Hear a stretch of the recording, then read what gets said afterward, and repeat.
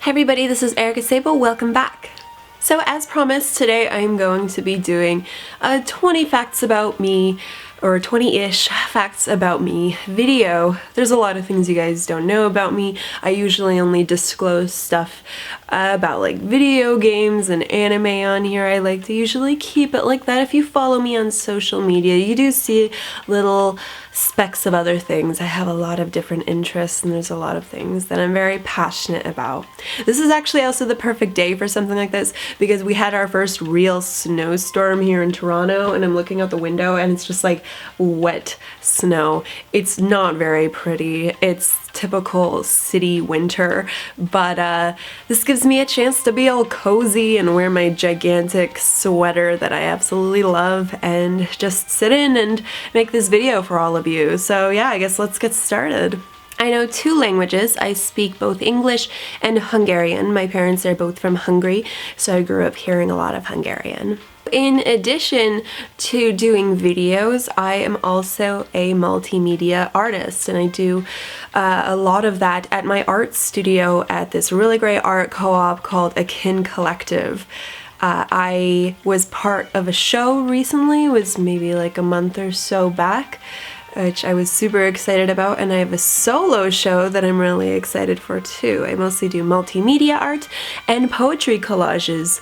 I'm also really excited to start doing poetry readings as well. So that's another thing I'm super jazzed about, is poetry. It's been something that I've been very passionate about since I was about 8 or 9 years old when I won my first poetry contest. The first like legit poem I ever wrote, I ended up winning a contest for. And I think that my passion just stuck around ever since then. My first cosplay was Renoa from Final Fantasy VIII, back when I was like totally obsessed with that one. Not so much anymore, but that was definitely a really exciting time for me. And what was I, like 14 years old? It was long ago. So that brings about my age. I am 27 years old right now, going on 28 come 2016, which is just crazy to think about. And in terms of height, I am 5'3". For a long time I thought I was 5'5", but I guess I'm not as tall as I thought I was. I have been coloring my hair both by myself at home and professionally since I was 17 years old. I started tinting my hair first in like different variations of plums and reds, and then I just full out bleached it, and then that's how all of this ended up happening. My current favorite anime is the reboot of Hunter x Hunter. It has been a big addiction for me, and I have absolutely no regrets. My favorite colors are dark blue, like midnight dark blue. If there's sparkles, that's even better, but shimmer is not necessary. I really like that color though. I also really like teal, and I like burgundy. My favorite YouTube personalities are Dodger, Princess May, Glass Reflections, Melanie Mac, and Sachi. So one little known fact is I actually can't swim, and I have a deathly fear of ice. So I was hoping that this coming year I would try and learn to swim. I don't know about the ice part. I'm probably not going to do anything about that. So wintertime is a little bit shady for me sometimes. But yeah, I'm definitely going to learn to swim. I have a B12 deficiency, so it really affects my moods and how I'm feeling, but I do take supplements for that so I can stabilize myself. This is actually just a very recent thing for me. I am a total sweet tooth. Some of my favorite desserts and yummy things that I love to eat are macarons. Macarons are probably like the best thing in the whole wide world for me. I can eat them forever. I love their texture. I think that they're great. I like cookies and I like brownies, and I like all kinds of things. Another thing I absolutely adore, and I have almost every single morning, are my chocolate banana protein smoothies. I love protein smoothies. I think that they're delicious, and I usually mix in spinach or kale as well, just for extra nourishment. I really like healthy foods. I know a lot of people who don't like fruits and don't like vegetables and things, but I absolutely love them, and I love incorporating them into my meals, and in order to have more healthy meals like grain bowls, which are like the best thing ever, like absolute best thing. So I absolutely love movies. If you haven't checked out my other channel, Sharp Objects, I highly recommend you do. Unfortunately, there's very few videos on it right now, but it definitely does give you a really good taste of the kinds of videos, or rather the kinds of movies and media that I like to consume. So I really like horror, I really like tokusatsu, and I really like a lot of like subculture media. Some of my favorite films by far ever are, ooh, this is actually kind of hard, Oldboy, Amelie, Inside, Tetsuo the Iron Man, Millennium Actress, Princess Mononoke. Yeah, those are just to name a few, but those are some of my favorite ones. I started dabbling in aromatherapy in order to help me with my anxiety. I do a lot of other things for that, and I do a lot of art therapy, and I recently got accepted into a group therapy program where it's very like creatively minded based, and there's a lot of art projects we work on, so I'm really excited for that as well. So as you can probably tell by my backdrop and pictures you might have seen on Instagram, art is a huge part of my life, and I surround myself with it, not just mentally and emotionally, but physically so as well. My apartment is like a giant collage of everything I absolutely love and feel inspired by. It's like a reflection of myself and how I feel and want to feel inside.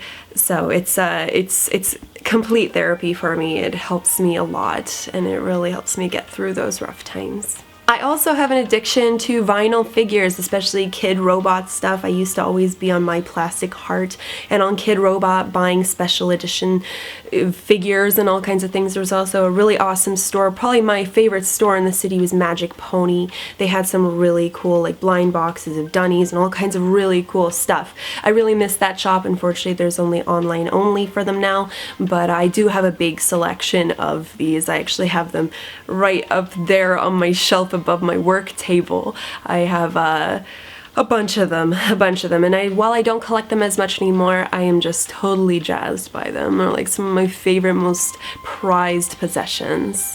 So in terms of music, my taste varies. It totally varies. If you check out my SoundCloud, you'll see how much variation there is, but I do think that my favorite kind of music is down-tempo electronica. I really like trip hop, I really like chill wave, I really like just artists who are willing to experiment with samples. Some of my favorite artists by far, I really like Sigur Rós. I've been listening to a lot of Sigur Rós actually. Wintertime is usually when I listen to them, and I find that it's very apt. It feels perfect for this time of year. I also really like Taiko, and I love listening to Starro, and I love listening to Toe for some really emotive instrumental music. So I started YouTube back in 2013, I think it was March 2013. I was super meek back then. If you ever look at my first video, I am like a different person compared to how I am now on camera. It's still not always easy being on camera, but it's a hell of a lot easier now too. Yeah, I can't believe it's been so long. It's about like 2.5 years now, It's crazy. So before I started making YouTube videos, I actually had a career in journalism. I was doing a lot of video game journalism, but I have, well, like over 8 years background in entertainment journalism. I started doing that when I was 17 years old, and I've been doing it ever since. I dabbled in music journalism, film journalism, arts and culture, travel, video games, technology, like all kinds of stuff. And I like them all for different reasons, and I like to cover a lot of subculture, a lot of more experimental stuff. So while I don't do that so much anymore, I still do every once in a while on the side. I am a perpetual dropout. I don't think that school and I were meant to ever get along. I usually wasn't very good in high school either. I'm kind of a slacker. Like if you want to get an idea for my temperament, I'm the kind of person who really likes to do her own thing. I'm very independent and I'm very strong and I'm very creatively minded and very like individualistic. But if I'm told what to do and if it's something that I don't enjoy doing, I usually do a very half-assed job. So I can be very frustrating to work with, I'm sure, but I think that if I'm working with the right people too, I work very well. It just all depends on the chemistry. So school was not very good, so I went to Ryerson University for a year for journalism. This was already like when I was well into my journalism career, and I just couldn't do it. It was like too competitive, it wasn't fun, we weren't doing what I wanted to do, it just wasn't good. So the only thing I ever actually did well on were my final projects, because then I had full freedom and I could do whatever I wanted. So after that I thought, okay, well maybe I can do night school and I could do like a post-grad. So I had to apply for that and prove that even though I didn't have an undergrad, that I qualified. And I did qualify and I got to do night school, but I was doing like copywriting and magazine design, because for a really long time, and I still do, I still really want to make a magazine or do zines. And I have actually a zine and I want to continue working on more of them, but I didn't like that either, so I ended up dropping out of those programs. And then recently, since I've been doing more YouTube, I wanted to do more After Effects and learn more about that, and how I can incorporate that in the future, like maybe on my channel or somewhere else, and maybe when I'm doing freelance work for somebody, because I really like to be a freelancer. And I ended up dropping out of that. That was at OCAD University. I applied for it, I got in, I paid for it, went to my first class, and I dropped out. So yeah, I don't think that school is for everybody. Kudos to you if you could do it. You know, I'm just constantly amazed when I hear people doing like 4-year programs and getting through it, because I just can't. It's not my thing. I have 2 years background, or roughly 2 years background in dance, particularly pole dancing actually. I was doing it as an art form and as a sport. I really love acrobatic arts. I've always wanted to dabble in things like aerial hoop and aerial silks, and I feel like a lot of what pole dancing has to offer, just like how in like Chinese pole in particular, has a very artistic approach to it. So I learned a lot of really cool things, a lot of really cool inversions, and I learned how to control my body and work with my muscle memory and gain a lot of strength, especially core strength and upper body strength. So it's been a long time since I've done that. I had to stop actually because of a sports injury that that was kind of a crummy thing to happen. It was just a really bad fall. Sometimes if I am away for a long period, it could just be because I'm having a flare-up, because I do have chronic nerve damage now in my tailbone, unfortunately, because what ended up happening, long story short, is I fractured my tailbone.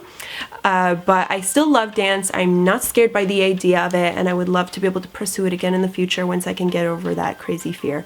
But until then, I do a lot of yoga, I do a lot of stretching and flexibility, because I have an edge towards back flexibility. Which is very ironic considering I do have this back injury, but dance is something that's going to be a part of my life for a very, very long time, and until I can get back into that, lots and lots of yoga, lots of yin yoga in particular, lots of hatha, lots of really tranquil, restorative stuff.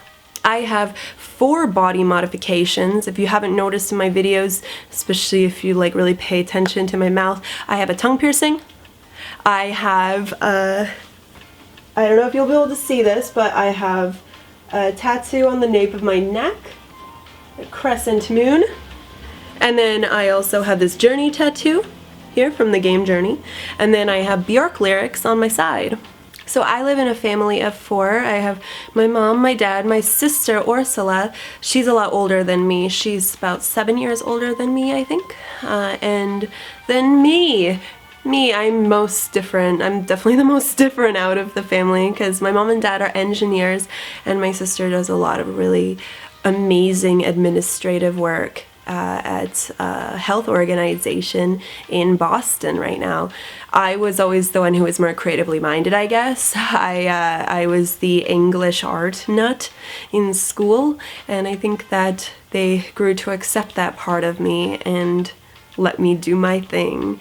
But if I wasn't doing my thing, if I wasn't in English or arts like I am now, I would probably be in psychology. I really liked taking psychology in high school, and I did a lot of university difficulty programs in high school, and yeah, I just find it really fascinating. So from the age of 7 until 21, almost 21, I lived in 4 states.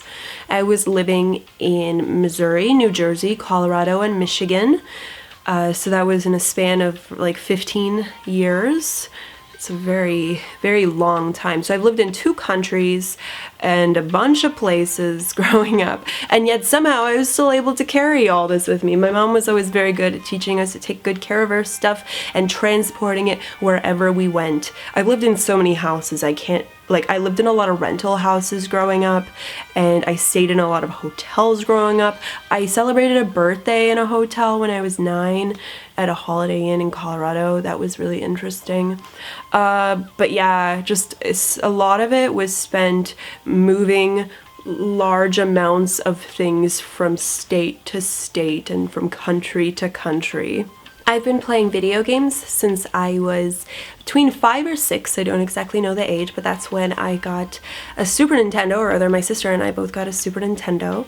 And yeah, that's kind of how the collection started flowing. So a lot of the stuff that you see here behind me, a lot of it I've actually carried with me and I've had with me for years and years and years. My favorite contemporary artists, or some of my favorite rather, because I don't know if I could cover all of them, but I really love Junko Mizuno.